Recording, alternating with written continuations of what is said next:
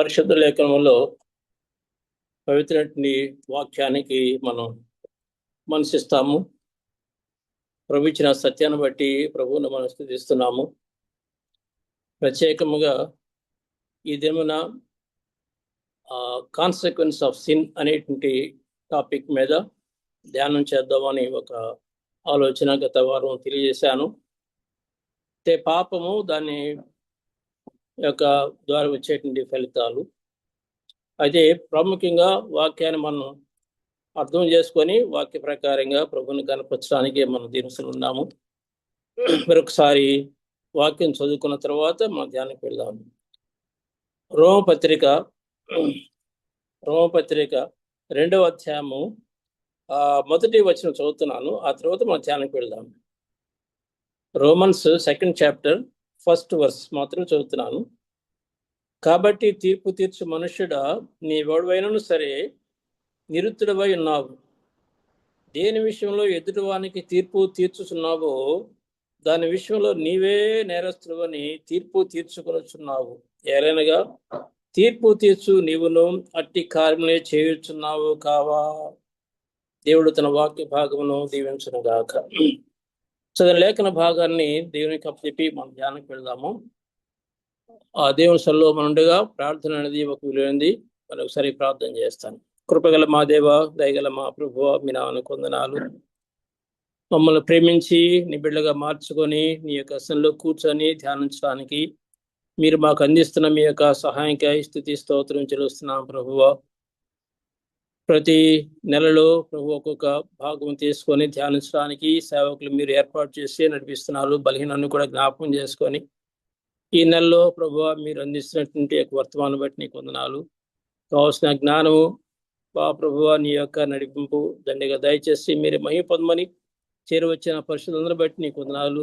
నాతోను మాతోను మీరు మాట్లాడే దేవుడు మమ్మల్ని స్థిరపరిచి వాక్యం చేత బలపరిచి తద్వారా వాక్యం కోసం జీవించడానికి సహాయం చేయమని మా రక్షకుడు మా ప్రభువు యేసుక్రీస్తు అతి శ్రేష్ఠ పవిత్ర దివ్య నామమున అడిగినంత వేడుకొని ప్రార్థన చేయుచున్నాము తండ్రి, ఆమేన్. చదివిన లేఖన భాగంలో ఒక మాట నేను మనసులో ఎప్పుడు కూడా మనసులో పెట్టుకుంటాను. అందులో ఒక మాట ఏంటంటే నీవెవడవైనను సరే అని రాసి నిరుత్తుడవై ఉన్నావు. దేని గురించి నీవు తీర్పు తీర్చడానికి ప్రయత్నం చేస్తున్నావు, ఆ విషయంలో నీవు ఎలా ఉన్నావు ఒకసారి చూసుకో అని ప్రభువారు జ్ఞాపకం చేసినటువంటి మాట మనం తలపోదాము. ఆ తర్వాత ఈ వచనాల్లో ఉన్నటువంటి మాటను మనం జ్ఞాపకం చేసుకుందాం. నిజమే, మనం అనేక సార్లుగా వాక్యం విన్నాం. వాక్యాన్ని బట్టి మన ప్రభువుని మనం స్తుతిస్తున్నాం. క్షమించేటువంటి మన ప్రభు మనకున్నారు. అదే సందర్భంలో పాపం యొక్క విలువను చూపిస్తున్నాడు. క్షమించబడిన పాపాలు కూడా ఉన్నాయి లోకంలో. క్షమించబడిన పాపాలు ఉన్నాయి, వాటన్నిటిలో విలువ కూడా మనకున్నది. అందులో ఒక మాట చదువుతాను. మత్తయి సువార్త 12వ అధ్యాయం 31 వచ్చినటువంటి మాట ఏంటంటే, మత్తయి సువార్త 12వ అధ్యాయము 31 వచనంలో, కాబట్టి నేను మీతో చెప్పినదేమనగా మనుషులు చేయు ప్రతి పాపము దోషణయు వారికి క్షమించబడును గాని ఆత్మ విషయమై దోషణకు పాప క్షమాపణ లేదు. పరిశుద్ధాత్మ కార్యాలు మనం అర్థం చేసుకొని జీవించాలని ప్రభు మనకు జ్ఞాపకం చేస్తున్నారు. నిజమే పిల్లలు గమనించండి, పాపము దాని పర్యవసానం విలువైంది. అదే సందర్భంలో పాపములకు క్షమాపణ లేదు అని చెప్పేటువంటి భాగం ఎంతో జ్ఞాపకం చేస్తున్నాడు. 32వ వచనం కూడా మాట అంటే, మనుష్య కుమారునికి విరోధము మాట్లాడువానికి పాప క్షమాపణదు, కానీ పరిశుద్ధాత్మకి విరోధముగా మాట్లాడువానికి యుగమందేను రాబోయే పాప క్షమాపణ లేదట. దాన్ని మనం లోకాస్వార్తలో చూస్తాము. 12వ అధ్యాయం 10వ వచనం కూడా సేమ్ అదే అంశం, కాకపోతే కొంచెం మాట జ్ఞాపకం చేయాలి. పరిశుద్ధాత్మ దూషించడం అని రాశారు. దూషించు వారికి అని రాసి పాపక్షమ లేని వ్యతిరేకంగా రాశారు. సరే, ఈ మాటలన్నీ కూడా పైన చెప్పిన మాటలు ఇక్కడ కొన్ని ఉన్నాయి. అదే సందర్భంలో హెబ్రీ గ్రంథంలో కూడా 6వ అధ్యాయం 4వ వచనం చెప్పిన వాడంటే, ఒకసారి వెలిగించబడి మనం దేవుని బిడ్డలంగా వెలిగించబడిన తర్వాత పరలోక సమయ వరాలు రుచి చూసామతో పరిశుద్ధాత్మ పాలువరారు, దేవుని దివ్యవాక్యం రాబోయే సముద్రాలు అన్ని కూడా తెలుసుకున్నాము. అయితే ప్రభు మనకు నేర్పిన సత్యం అంటే, ఒకవేళ దేవునికి మరలా సిలువేచు బాహాటం ఆయన అవమానపరుచున్నారని 6వ అధ్యాయము 6వ వచనం మనం చూస్తాము పరిశుద్ధ లేఖనంలో. వారి నూతన పరచడం అసాధ్యం అంట. సాధ్యపడనిటువంటి అంశం. అసాధ్యం అంటే ఆ యొక్క అంశం మన యుద్ధము. It's very difficult. అదే సందర్భంలో 10వ అధ్యాయం 26వ వచనంలో రాయబడిన మాట ఉంది. అందులో మాట బుద్ధిపూర్వకంగా పాపం చేస్తారట. అనుభవ జ్ఞానం పొందిన తర్వాత, అంటే జ్ఞానం చేత మనం ఎడ్యుకేట్ చేయబడుతున్నాం, వాక్యం చేత మనం ఎప్పుడైతే ఎడ్యుకేట్ చేయబడుతున్నామో అనుభవపూర్వకంగా పొందిన తర్వాత కూడా బుద్ధిపూర్వకంగా అంటే ఇది చేస్తాను చేయకూడదు అని తెలుసు అని ఇష్టపూర్వకంగా పాపం చేసేవారు ఆ లోకంలో. వారికి ఇక బలి లేదు అనే మాట వ్రాసి ఆ 10వ అధ్యాయం 27, 8, 9 వచనాలు మనం చూస్తే మనకు కొన్ని విషయాలు జ్ఞాపకానికి వస్తుంటాయి. దేవుని బిడ్డగా మనం జ్ఞాపకం చేసుకుంటానికి ప్రభు మనకి ఇచ్చినటువంటి ఆ మాటలు ఒకసారి మనసులో పెట్టుకుందాము. జాగ్రత్త లేకపోతే, ఇలాంటి జాగ్రత్త లేకపోతే మనకు కొంచెం కష్టంగా ఉంటుంది. జాగ్రత్త అనేది ఒక విలువైంది. పోయిన వారం జ్ఞాపకం చేసుకున్న పాపమునకు ఫలితం ఉంది, అదే మరణం అని. తర్వాత పాపము ద్వారా వచ్చేటువంటి శిక్షలు ఉన్నాయి, అది 7 అంతుల్ని మనం కొంత జ్ఞాపకం చేసుకున్నాం. సరే, మరోసారి తర్వాత జ్ఞాపకం చేస్తాను. నా అంశం అంటే దేవుని బిడ్డలంగా ఒకసారి అర్థం చేసుకుందాము. శ్రమలు వస్తే పాపం చేసినట్లు కాదు. ఈ లోకములో అనుకోనటువంటి సందర్భాలు జరుగుతున్నప్పుడు ప్రజలు చూసి వీడు పాపి అని అనొచ్చేమో కానీ, లేక దేవుని బిడ్డ కాదు అని అనొచ్చేమో కానీ, ఈ శ్రమలు చూసి, కష్టాలు చూసి, ఇరుకులు చూసి, లేకపోతే వారిలో ఉన్నటువంటి బలహీనతలు చూసి అది తను చేసిన పాపాన్ని బట్టి వచ్చింది అని అనకుండా ఉండటానికి దీని వాక్యం మనకు ఆధారం. అది ముందు మనసులో పెట్టుకొని ముందుకు వెళ్తాం. పాప మరి కాన్సిక్వెన్స్ ఆఫ్ సిన్ అని అనుకున్నాం కదండి. అంటే 1 వేను మనం ఆలోచించుకోవాలి, 2 వేస్ లేదు. అది జ్ఞాపకం చేసుకోవాలి. అది అర్థం చేసుకుంటానికి ఏబు దగ్గరికి వెళ్తే ఏబు గురించి ప్రభు సాక్ష్యం ఇస్తాడు కదా. ఏబు గురించి సాక్ష్యం ఇస్తాడు, ప్రభు ఏం సాక్ష్యం ఇస్తాడంటే ఆయన లాంటి నీతిమంతుడు లేడు అంటాడు కదా. చాలా చక్కని రాస్తుంటాడు. అతని వంటి వాడు ఎవడనూ లేడు అనే మాట 8వ వచనం రాస్తారు. యెహోవా సేవకుడు ఉన్నట్టు ఆయన, అంతేకాదు యథార్థవంతుడు, న్యాయవంతుడిని మాటలు జ్ఞాపకం చేసి, యెహోవా భక్తి గలవాడిని జ్ఞాపకం చేసి, అతని వంటి వాడు ఎవడనూ లేడు. ఎందుకంటే నిజమే, ఆ తర్వాత అర్థం చేసుకోవచ్చు. కొన్ని శ్రమలు వచ్చినవి, ఇంట్లో చనిపోయారు, అందరూ ఒకే దినం చనిపోయారు, ఆస్తి అంతా ఒకే దినం పోయింది. చివరికి ఆ సందర్భంలో మాట్లాడతాడు ప్రభువారు ఆయన గురించి. ఏబు ఈ విషయంలో ఆ మాట జ్ఞాపకం చేసుకోవాలి. ఈ విషయంలో అనగా జరిగిన సంభవ విషయంలో ఆయన ఏ పాపము చేయలేదు అనిగా, పాపము చేయలేదని మాట రాసినట్టుగా మనం జ్ఞాపకం చేసుకుందాం. నిజమే, ఏ విషయం అంటే అక్కడ రాయబడినట్టు మాట మనం హృదయంలో దలుచుకోవాలి. అలాగే మరొక వ్యక్తిని కూడా జ్ఞాపకం చేస్తాను. యోహాను సువార్త 9వ అధ్యాయం 1వ వచనంలో ఆ పుట్టి గుడ్డివాడు ఒక ఆయన ఉన్నాడు. శిష్యులు చూసి ఏమంటున్నాడంటే వెంటనే ఒక ప్రశ్న వేశారు. అయ్యా, వీడు గుడ్డివాడిగా పుట్టడానికి కారణము పాపం ఎవరు చేశారు? వీడి కన్నవారా? అంటే పాపం ద్వారా వాడికి గుడ్డితనం వచ్చింది అనేటువంటి మానవ తలంపు అది కాదయ్యా అని ప్రభు స్పష్టంగా ఉంచాడు. ఆ మాట కూడా చదువుతాను. యోహాను సువార్త 9వ అధ్యాయము 2వ వచనం మాట వాళ్ళు ప్రశ్న అడిగారు. 3వ వచనం ప్రభు చెప్తున్నాడు, యేసు వీడైనను వీని కన్నవారైను పాపము చేయలేదు, కానీ ఒక ప్రత్యేక మాట అన్నాడు, దేవుని క్రియ వీని యందు ప్రత్యక్షపరచుటకే వీడి గుడ్డివాడికి అనగా దేవుని క్రియ, దేవుని మహిమాత్మటి కార్యాలు ఒక వ్యక్తి ద్వారా జరగాలన్నప్పుడు, ఆయన శ్రమలు ఉన్నప్పుడు మన పర్స్పెక్టివ్ వేరు, ఆ ప్రభు యొక్క ఆలోచన లేక చూసే విధానం వేరు. మరొక వ్యక్తిని కూడా జ్ఞాపకం చేస్తాను, ముగ్గురిని జ్ఞాపకం చేస్తాను. మరొక వ్యక్తి లాజరు, మనకు తెలుసు. దేవుడు ప్రేమించాడు లాజరును. అయితే ఆయనకి మరి రోగం వచ్చింది. ఎలాంటి రోగం అంటే చెప్పాలంటే ఆల్మోస్ట్ చనిపోయే స్థితికి వచ్చాడు, చనిపోయాడు. అప్పుడు ప్రభు చెప్తున్న ఒక మాట జ్ఞాపకం చేశాను. 4వ వచనంలో యోహాను సువార్త 11వ అధ్యాయం 4వ వచనం మాట మనకు జ్ఞాపకం చేస్తున్నాను. యేసు అది విని, ఈ వ్యాధి మరణం కొరకు వచ్చింది కాదు, కానీ దేవుని కుమారుడు దానివల్ల మహిమపరచబడుటకు దేవుని మహిమ కొరకు వచ్చింది. దేవుని బిడ్డలు ఈ లోకంలో ఉంటున్నప్పుడు, కొన్ని పరిస్థితులు వెళుతున్నప్పుడు మనం ఏం చేస్తామంటే ఇప్పుడు ఏ పాపం చేశాడో అని ఆలోచన చేస్తుంటాం. ఆ ఆలోచన చేస్తారు సహజంగా. ఇది మానవ ఆలోచన. కానీ ప్రభువారు జ్ఞాపకం చేశారు కొన్ని విషయాలు. అదే సందర్భంలో దైవజనుడైనా కానీ ఆయన చేసిన పాపాన్ని బట్టి మన ప్రభువారు చేసే శిక్షలు ఉన్నాయి. అవేంటో కొన్ని జ్ఞాపకం చేస్తాను. దేవుని బిడ్డ ఎలాగూ వెళ్ళారో పాపము వెళ్ళినప్పుడు శిక్ష ఎలాగూ వారు తప్పించుకోలేదు. బైబిల్ రాయబడిన మాట అదే కాన్సిక్వెన్స్ ఆఫ్ సిన్ అనే మాట జ్ఞాపకం చేసుకున్నాం కదా. అందులో కొన్ని మాటలు ముందు మానవులను కొంతమంది జ్ఞాపకం చేస్తాను. ఆ తర్వాత ఇంకా చెప్పాలంటే మొట్టమొదట సాతానుడు తన యొక్క ప్రభావం చేత మరి ప్రభు వైపు జీవించవలసిన వాడు, ప్రభు కోసం జీవించవలసిన వాడు. కానీ ఆయన చేసిన పని అంటే అక్కడ ఒక భయంకరటి పాపం చేశాడు. అది బైబిల్ వ్రాయబడిన ఒక పుస్తకం నా దగ్గర ఉంది కాబట్టి జ్ఞాపకం చేస్తున్నాను. అందులో వ్రాయబడిన మాట అంటే ఇమీడియట్ కాన్సిక్వెన్సెస్ అని రాసి, Lucifer lost his coveted position as heaven's anointed cherub. దానికి యెహెజ్కేలు గ్రంథం 28వ అధ్యాయం 14వ వచనం, అలాగే రెవల్యూషన్ ప్రకటన గ్రంథం 12వ అధ్యాయం 7వ వచనంలో ఒక మాట తీసుకున్నాడు. మన ఎదుము యెషయా గ్రంథం కూడా ఉంది.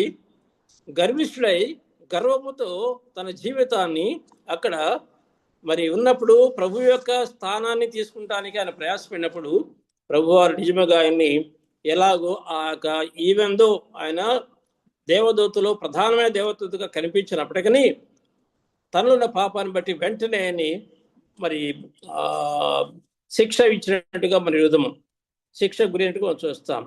ఎలాంటి శిక్ష అంటే దాన్ని పూర్తిగా అర్థం చేసుకుంటానికి మత్తయి సువార్త 25వ అధ్యాయం 41వ వచనంలో రాయబడిన మాట అంటే అది ఎవరి కోసం అనగా నరకము ఎవరి కోసం అంటే రాయబడిన మాట జ్ఞాపకం చేస్తున్నాం. అది దేవదూతలు అనగా పడిపోయినటువంటి ఆ యొక్క అపవాదికిని తన యొక్క దూతలకును ఏర్పాటు చేయబడినటువంటి నిత్యాగ్ని అని వ్రాయబడిన మాట జ్ఞాపకం చేసుకుందాం. నిజమే, దానికోసం మనం వారు పాపం చేశారు కాబట్టి ప్రధాన దూత అయినప్పటికీ లేక గొప్ప పేరు పొందిన వాడిగా ఉన్నప్పటికీ పాపం చేసినప్పుడు ఏం చేశాడు, ఆయనకి ఆ యొక్క నరక శిక్ష ఇచ్చినట్టుగా సంపూర్ణంగా. అలాగే మనుషుల మీద వచ్చినటువంటి పాపం, మనుషుల ద్వారా మరి వచ్చినటువంటి ఆ యొక్క మరి ఆలోచన మనం జ్ఞాపకం చేస్తాం. పాపపు ఆలోచన ఒక్కొక్కరి ద్వారా మనం చూస్తుంటే మొట్టమొదట ఈ సాతానుడే ఆదాం అవ్వలను ప్రేరేపించి ఆ ప్రేరణలో పడేశాడు. పడిపోయిన సాతానుడు దేవుని యొక్క మహిమార్థమై ఆయన సృష్టించిన సృష్టిని పడగొడటానికి ప్రయత్నం చేసి పాము రూపంలో వచ్చి ఆ యొక్క మరి ఇది నిజమా అని ప్రారంభించి నిజము కాదు అన్నట్లుగా ప్రజెంట్ చేసి మాట్లాడినప్పుడు నిజంగా పాపం చేశారనగా తీసుకొని తిన్నారు, దేవుని ఆజ్ఞను మీరారు, లేక ఆ యొక్క పండు తిన్నారు. తిన్న వెంటనే ఏం జరిగిందో మన విరుద్ధము వారిద్దరికి మరి ఒక ఆలోచన వచ్చింది. దిగంబరమైపోయాము. తిన్నారు తెలుసు, వారు దిగంబరైపోయారు. అంతేకాదు భయపడుతున్నారు, ఒకరికొకరు సిగ్గు వస్తుంది. అంతేకాదు భయము, దేవుని దగ్గరికి వెళ్తాను కూడా భయము. అప్పుడే స్టార్ట్ అయింది భయం అనేది. అదే సందర్భంలో ప్రభువే వచ్చాడు, దగ్గరికి వచ్చి వారిని పలకిస్తే వారు ఎక్కడో దాక్కున్నట్టుగా తెలియజేశారు. ప్రభువే ఇంకా వారి కనుక్కొని వెళ్ళి దేవుడు కార్యం చేసిన మనం చూస్తాము. అదే పాపమునకు ఫలితము. ఆ ఫలితము ముగ్గురికి ఆ ఫలితము ఎలా ఇచ్చాడు మనం ఇద్దాం. స్త్రీకి, పురుషునికి, అలాగే సర్పానికి. ప్రత్యేకంగా పురుషునికి ఇచ్చినట్టు భాగం ఏంటంటే నీవు ప్రయాసపడి చెమటోడ్చి ఆ ప్రయాసతోనే నీవు బ్రతుకుతావు అని ప్రభు వారి జ్ఞాపకం చేశాడు. దానితో వచ్చేటిదే నువ్వు తింటావు, వృక్షఫలం తిన్నావు కాబట్టి నీకు ఆజ్ఞాపించిన వాడు తిను. ఈ రీతిగా జ్ఞాపకం చేశాడు. స్త్రీ కూడా చెప్పారు మన అంశము ఒకసారి జ్ఞాపకం చేసి ముందుకు వెళ్తున్నాను. అదే సందర్భంలో అది ఆత్మసంగంగా పడిపోయారు.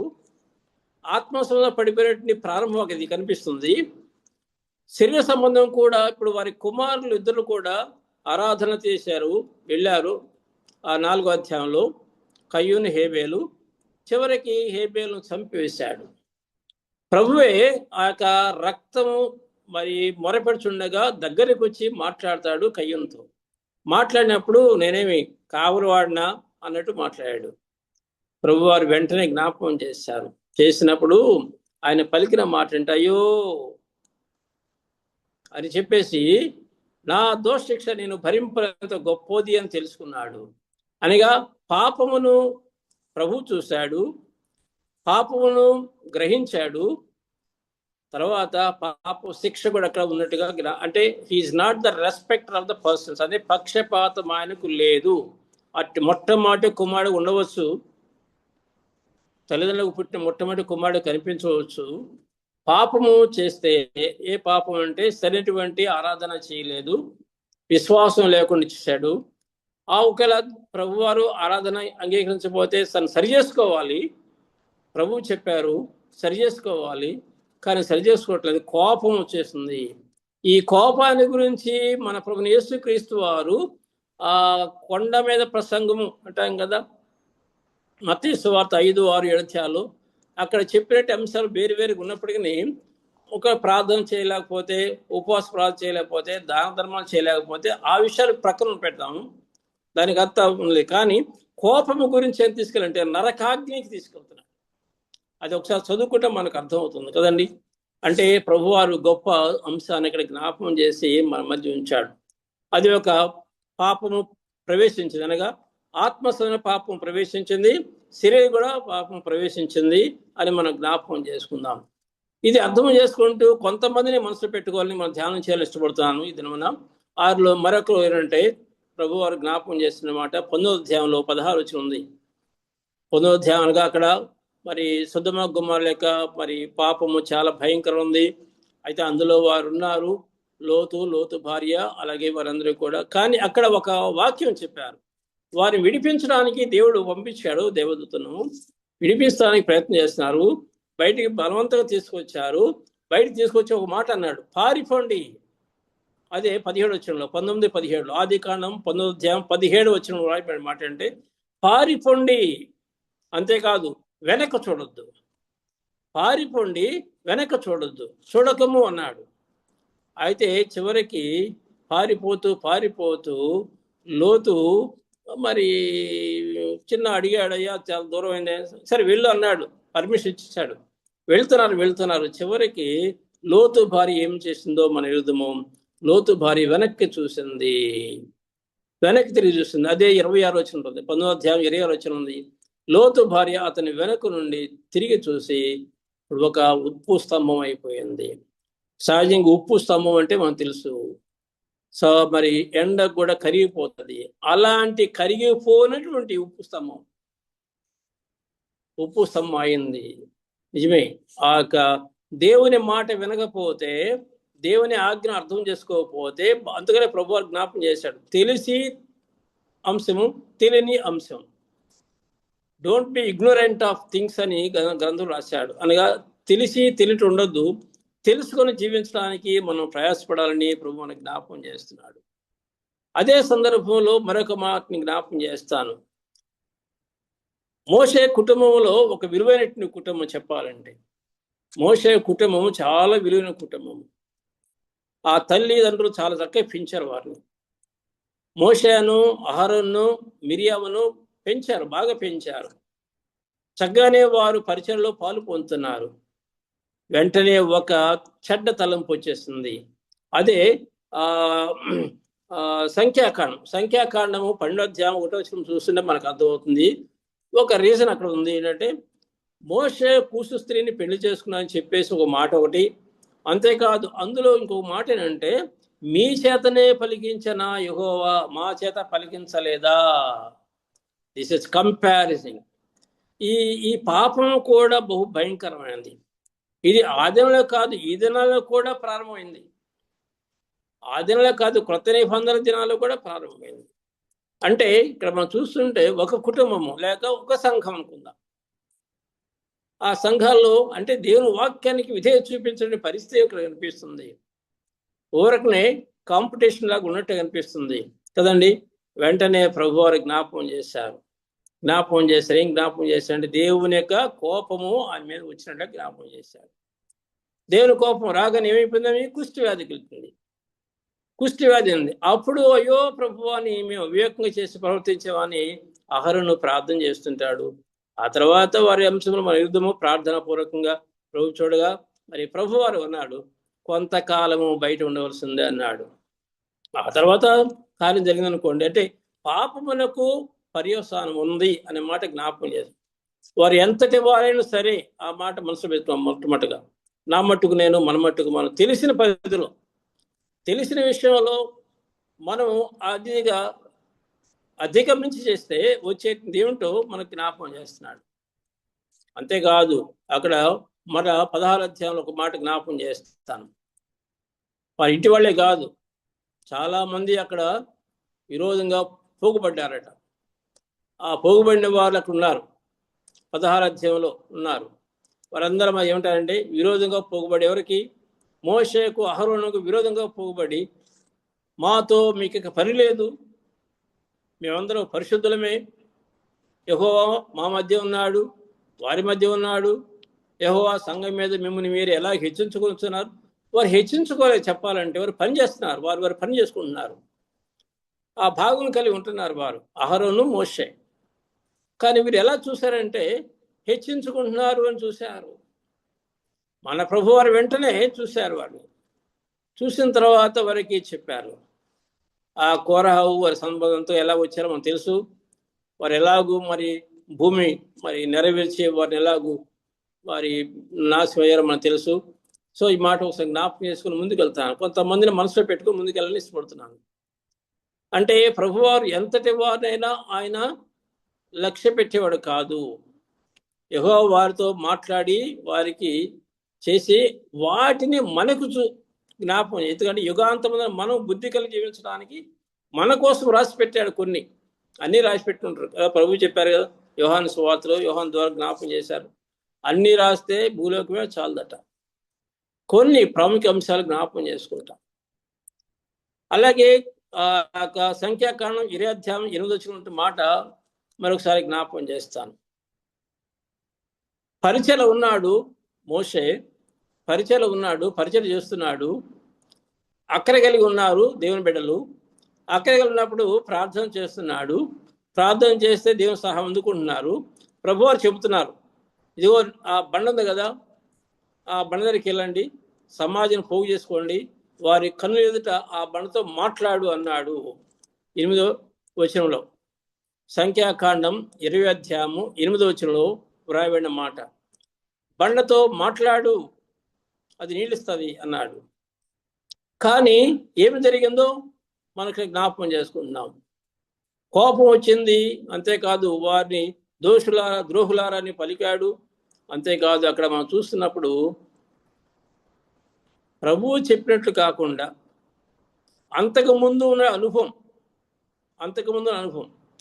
అంటే నిర్గమాకాండం 17 అధ్యాయము 6వ వచనంలో ఒక మాట ప్రభు చెప్పేటప్పుడు, వాళ్ళకి నీరు లేకపోతే ఆ బండను కొట్టు, ఆ బండ ఎదురుగా నేను నిలబడతాను. ఒకసారి జ్ఞాపకం చేసుకోండి, బండ మీద నేను ఎదురుగా నిలిచేదను. 17:6లో, నిర్గమాకాండం 17:6లో మొట్టమొదటి అనుభవం అది. బండ మీద నేను నిలబడతాను, ఎదురుగా నిలిచేస్తాను, నీవు ఆ బండను కొట్టు, బండ మీద నేను నీకు ఎదురుగా నిలుస్తాను. ఇప్పుడు బండను కొట్టాలంటే ఎవరిని కొట్టాలంటే ముందు ప్రభునే కొట్టాలి. ప్రభువుని కొడితేనే కదా బండ మీదకి వెళ్ళేది ఆ యొక్క దెబ్బ కూడా. అంటే ఇది మానవులకు పాప పరిహారం అని ఒక్కసారే బలి చేయబడాలి, ఒక్కసారే గొప్ప అంశం అది ప్రభువారు ఎరిగి మాట్లాడారు. రెండోసారి కూడా అనుభవం వచ్చింది, కానీ రెండోసారి కొట్టద్దు, మాట్లాడండి. నిజమే, వారు మాట్లాడుకుని చేశారంటే కొట్టాడు. అప్పుడు ప్రభువారు జ్ఞాపకం చేశారు, ఆయన మోషే అంటే ఎంత దైవజనుడు, మన విరుద్ధము దైవజనుడుగా ఉన్నటువంటి డైరెక్ట్గా ముఖాముఖిగా నమ్మకమైన వాడు, దేవుని ఇల్లంతలో నమ్మకమైన వాడు. ఆ నమ్మకత్వాన్ని మన విరుద్ధము, నిజమే.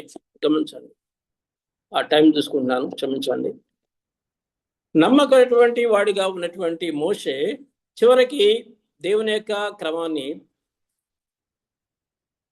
కొంచెం కోపంతో లేక శరీరము ముందుకు వచ్చింది, అంటే దేవుని వాక్యమును వ్యతిరేకంగా చేసినప్పుడు ప్రభు చెప్పిన మాట అంటే, ప్రభు ఒక మాట అన్నాడు, దాన్ని బండతో మాట్లాడమంటే బండతో మాట్లాడకపోతే ప్రభు అక్కడ పరిచయం చేసిన మాట అంటే, నా పరిశుద్ధతను మీరు సన్మానించలేదు,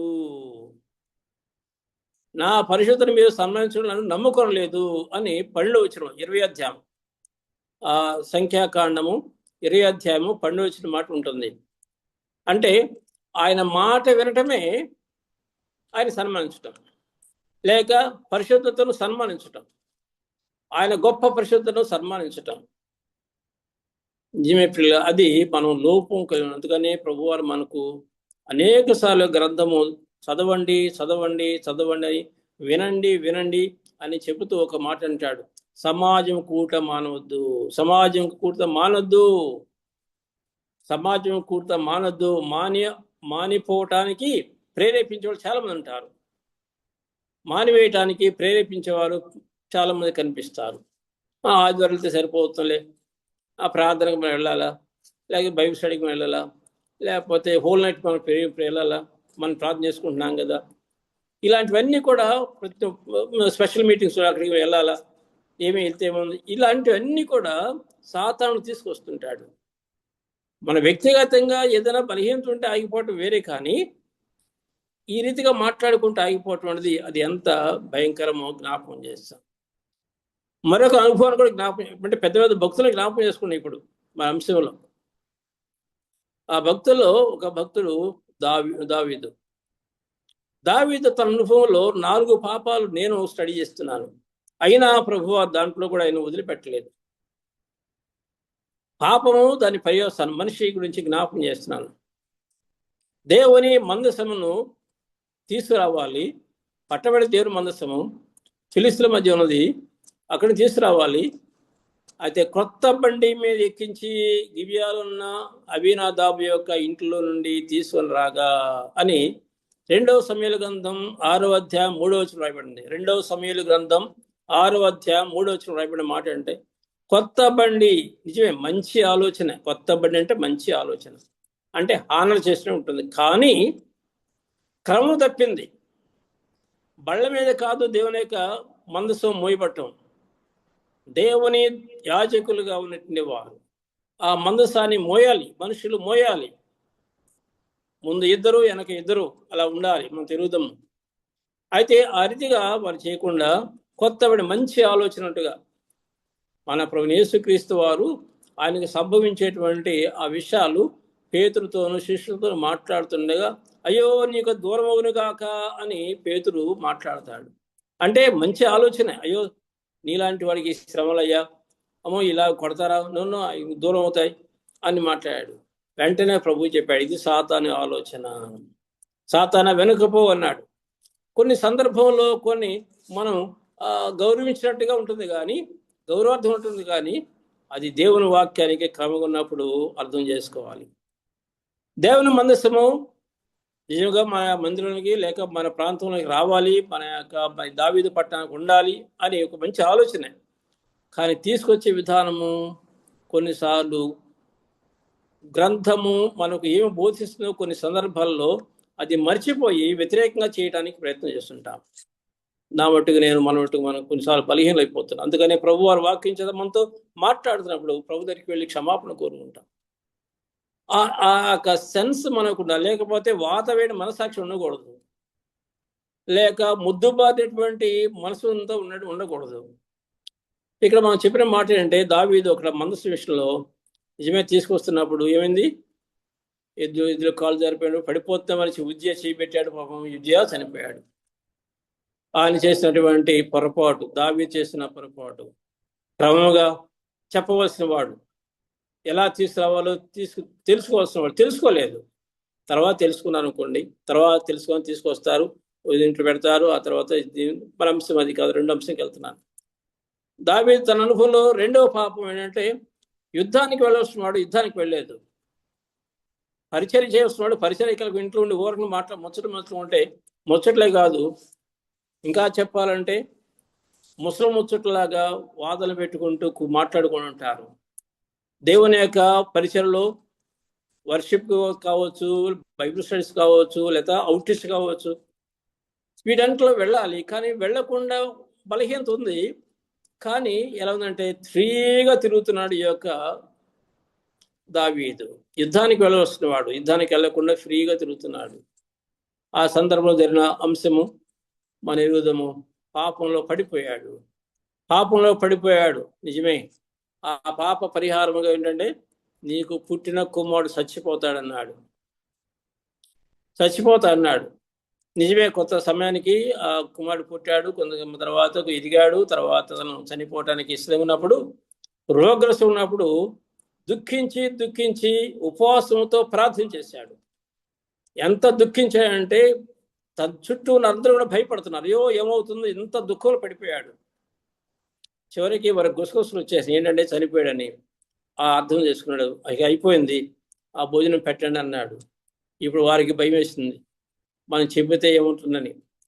భోజనం తీసుకురామని కానీ మళ్ళీ వెంటనే ప్రశ్న వేశారు, ఏంటయ్యా అప్పుడైతే ఉపవాసం చేస్తే ఇప్పుడేంటి ఇలా మాట్లాడుతానంటే, కదా అంతే కదా, మరి నేను వెళ్ళొస్తుంది కానీ వాడిని తీసుకురాలేను కదా, నేను అక్కడికి వెళ్ళొస్తుంది కానీ నేను అది తీసుకురాలేనే అని ఒక స్టేట్మెంట్ చెప్పి ప్రభువును కనపరిచాడు. అంటే ఈ సందర్భాలు మనం చూస్తున్నాము. అదే సందర్భంలో తన భర్త అయినటువంటి ఆ యొక్క నిజంగా చెప్పాలంటే అని చంపటానికి ప్రయత్నం చేశాడు ఉరియాను చంపటానికి ప్రయత్నం, అంటే కప్పు పెట్టుకుంటానికి, అదే కొన్ని బయటికి రాకుండా ఉండటానికి అనుకుంటాడు.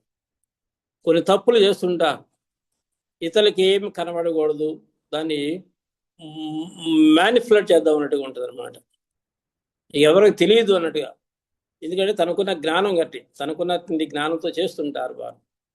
అలాగూ దావీదు చేశాడు, ఉతురు రాశాడు, అక్కడ యోబు రాశాడు. తర్వాత అలాగనే జరిగింది, చనిపోయాడు. మనం తిరుగుతాము, జ్ఞాపకం చేస్తున్నాం. నాలుగోది మనం చూస్తుంటే ఇశ్రాయేలు సైన్య సమూహం చాలా విలువైంది. అంతేకాదు చక్కగా కార్యాలు చేస్తున్నారు. దావీదు దినాల్లోనే రాజ్యం విస్తరించబడింది. అయితే ఈ రాజ్యంలో నా సైనికులు ఎంతమంది ఉన్నారో నేను తెలుసుకోవాలని లెక్క. అంటే అది వ్యక్తిగతంగా లెక్క ఉంటే మంచిదే, కానీ గర్వం అనేది ప్రవేశించింది. ఇంతమంది ఉన్నారు అన్నట్లుగా. అందుకని ఆ యొక్క దావీదు యోబుతో మాట్లాడినప్పుడు యోబు మాట్లాడతాడు, అయ్యో ప్రభువారు ఎంత ఎక్కువ చేస్తాడు, ఎంత చేయగలడయ్యా అని చెప్తాడు.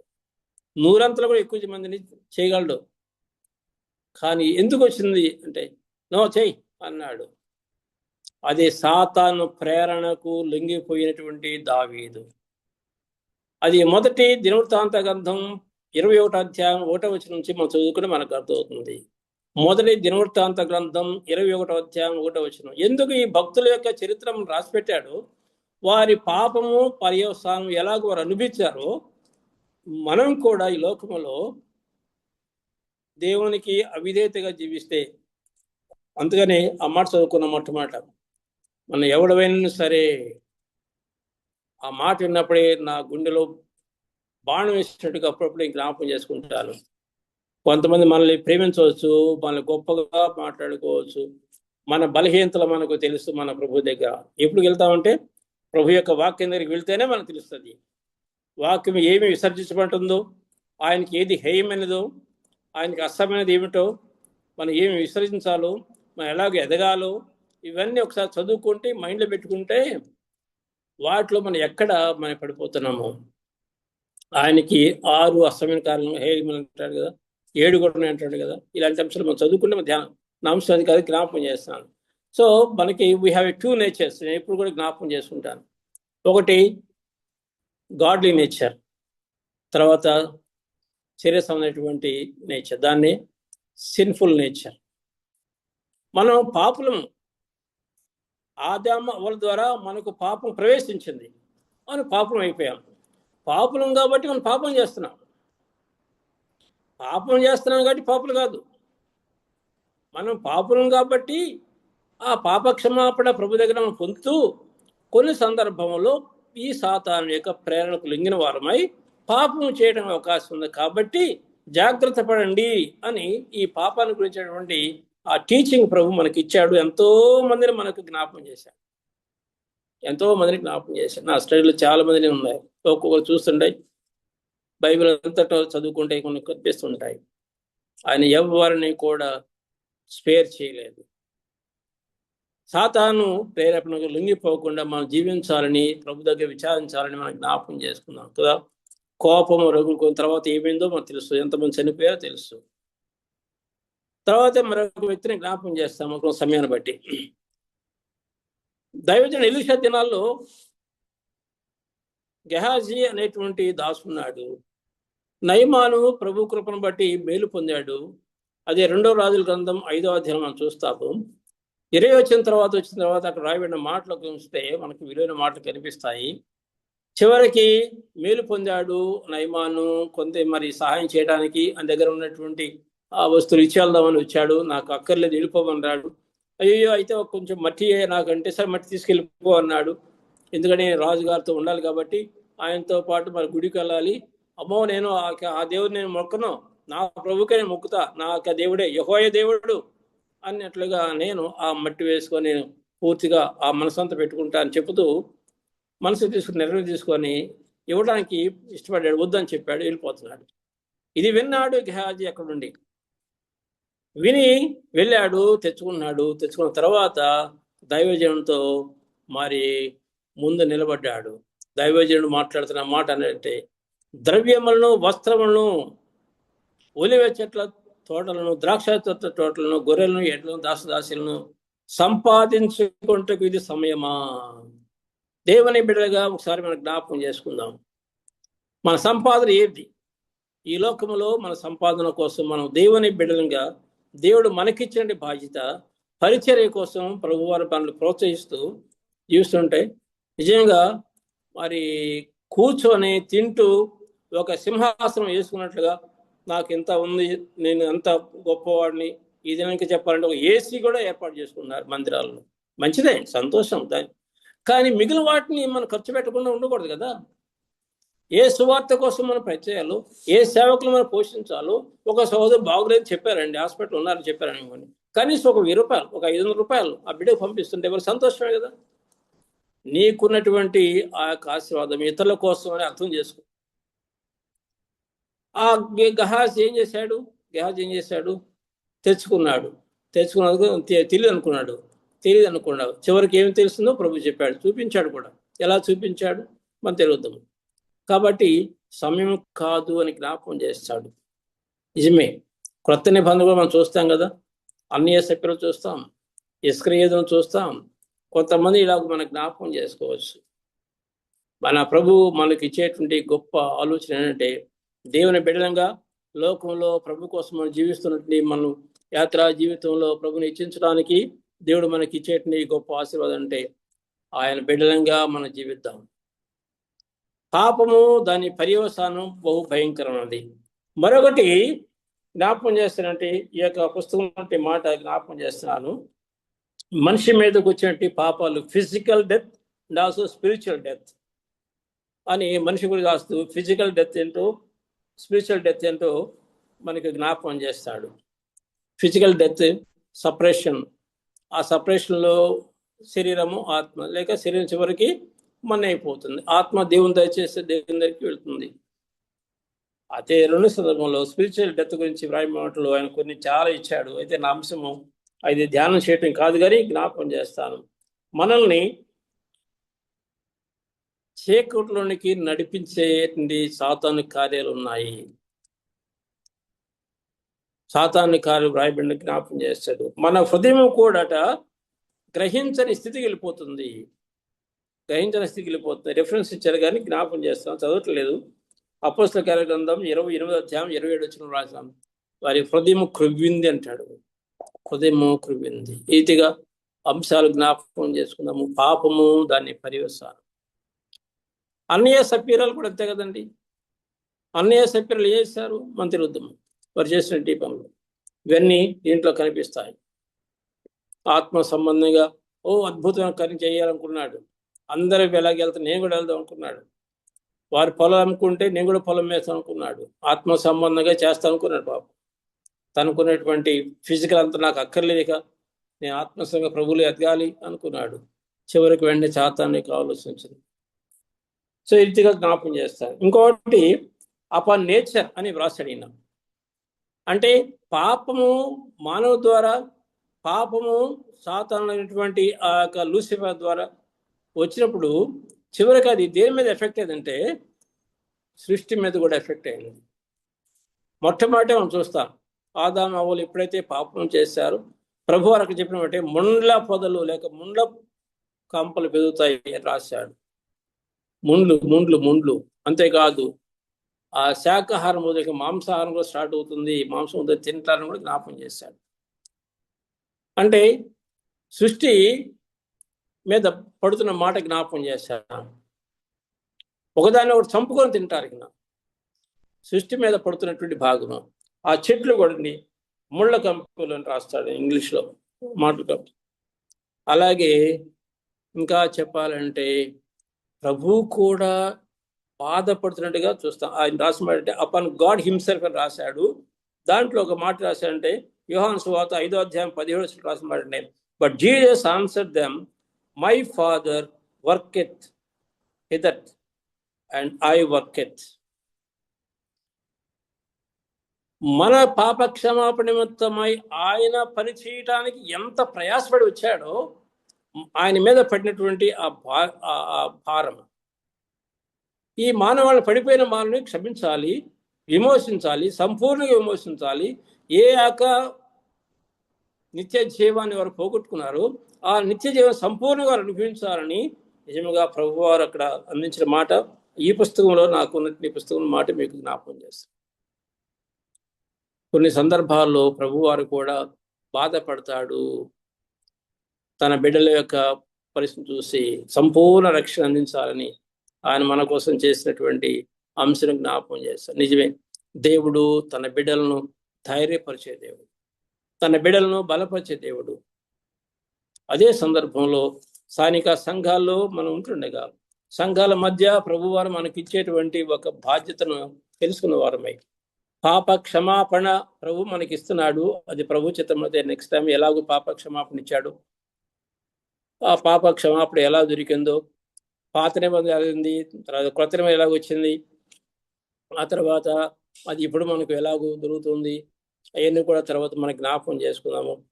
పాపము దాని పర్యవసానము ఎవరి మీద పడింది? మొట్టమొదట పాపం అనేది లూసిఫర్, ఆ తర్వాత మొదటి ఆదాము అవ్వలు మనుషుల మీద పడింది. అదే ఫిజికల్ అండ్ స్పిరిచువల్.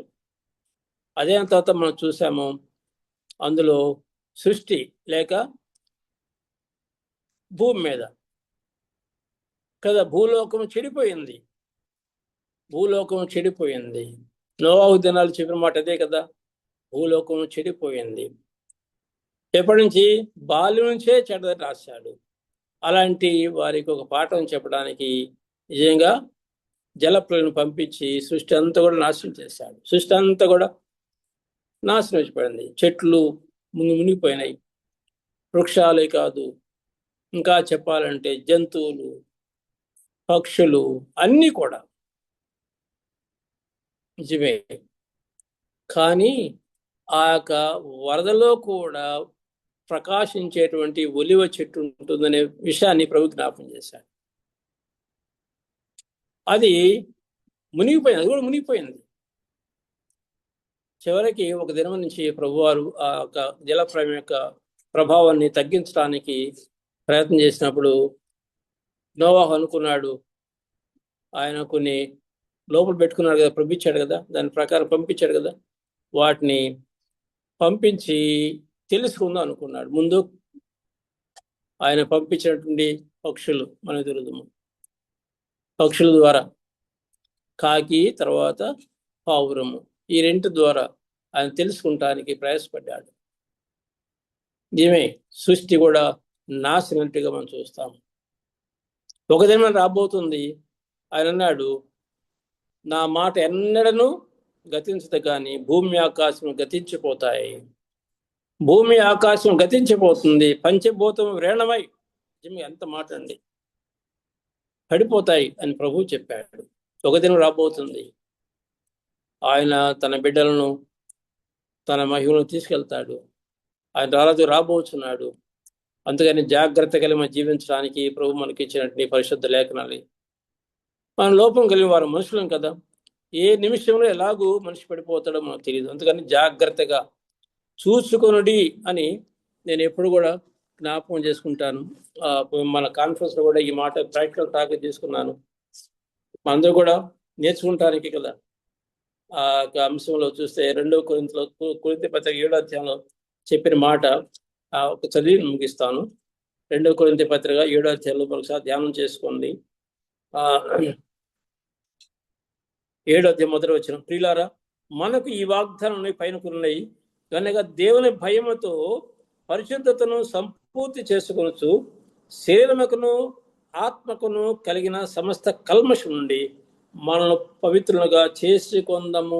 ఒకరు హెచ్చరికతో ఒకరే ఒకరము మరి బలం పుచ్చుకుంటూ కోపావేశం అనేది లోకంలో లేకుండా, మన జీవితంలో లేకుండా, మన ఇంకా ఇతరులని ప్రేరేపించకుండా సాధ్యమైనంత వరకు మనం ప్రభువులో కట్టుకుంటూ ప్రభు కోసం జీవించడానికి, ప్రభు పని చేయటానికి దేవుడు సంపూర్ణంగా తన సహాయం దించగాక. ఎందుకంటే మనం ముందు ఎడ్యుకేట్ అవ్వడానికి గ్రంథం ఇచ్చాడు మన ప్రభు వారు. ఈ గ్రంథాన్ని చదువుకొని మనం ఎడ్యుకేట్ అవ్వాలి. ఎడ్యుకేట్ అవ్వకుండా ఏ పని చేయలేం. ఒక వస్తువు కొన్నామంటే ఆ వస్తువు యొక్క మరి ఎలాగూ వాడాలి ఏమిటి అది చదువుకుంటే, లేక ఎవరైనా చెప్తే కానీ వాటి వ్యక్తి చెప్పాడు అనుకోండి, మనం చదవనక్కర్లేదు కదా. సపోజ్ మనం తెలిసిన వాళ్ళు ఒక వాషింగ్ మిషన్ కొన్నారు. వాషింగ్ మిషన్ కొన్నప్పుడు ఆ యొక్క మాన్యువల్ ఇస్తారు. అది నాకు ఆ భాష నాకు తెలియదు అనుకోండి, నేను చదవలేను. కానీ వాడుతున్న బిడ్డలు చెప్పే మాట కమ్యూనికేషన్ నాకు తెలుసు, వారు చెప్పారు ఇలా చేయాలని, ఆటోమేటిక్ నేర్చుకుంటాను, వారితో నేర్చుకుంటాను. ఇలాగూ మనం గ్రంథము చదువుకొని తెలుసుకొని ప్రభువును కనపరచడానికి ఈ యొక్క టాపిక్లో ఒక విలువైనటువంటి మాట అంటే, God is not the respecter of ద పర్సన్స్. అందుకనే నీవెవడవైనా సరే అంటే ఆ బుద్ధి లేని కన్యకలు, బుద్ధి గల కన్యకలు కూడా మనం ఎరుగుదాము. బుద్ధి లేని కన్యకలు తిరిగి వచ్చిన తర్వాత ఎంతో ప్రయాసపడిచ్చారు చెప్పాలంటే. వారికి అర్థమైంది, అయ్యో నూనె లేదు, అయిపోతుంది. అడుగుకున్నారు, వాళ్ళు చెప్పారు, అయ్యా మేము ఇవ్వలేమమ్మా, మనకి చాలదు, అది వెళ్ళి కొనుక్కోండి అన్నారు. పాపం ఎలా కొనుక్కున్నా నాకు తెలియదు, కానీ వచ్చి ఇప్పుడు తలుపు తడుతున్నారు. అప్పుడు ప్రభు అన్నాడు, మీరెవరు నాకు తెలియదు అన్నాడు. అలాంటి స్థితి మనకు రాకుండా మనం ఎడ్యుకేట్ అయిపోయి ప్రభు కోసం జీవించడానికి ప్రభు మనకు మెండైన దీవెన దయచేయను గాక. అందరికీ వందనాలండి. Thank you. Over to brother Ishwar గారు. వందనాలు బ్రదరు, చాలా వందనాలు. గత వారము ఈ వారము కూడా చాలా చక్కగా మరి పాపశాస్త్రం గురించి మరి చాలా విలువైనటువంటి విషయాలు దేవుని ఆత్మ నడిపించడం ద్వారా చాలా చక్కగా తేటగా అర్థమయ్యే రీతిలో చెప్పారు. మీకు చాలా వందనాలు.